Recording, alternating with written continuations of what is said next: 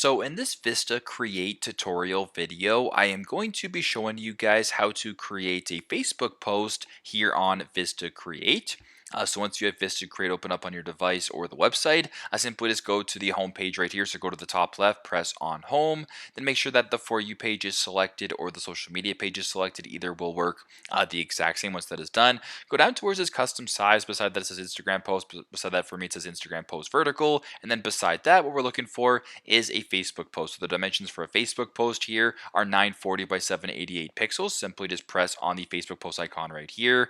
Then what it'll do is create a brand new template of these exact dimensions used for Facebook posts. So pretty self-explanatory. If you wanted to add, let's just say a text, for example, you can go ahead and add a text here, and I'll just type in Facebook post just like that. I'll make it a little bit larger so it's easier for you guys to see, just like that. And there you go.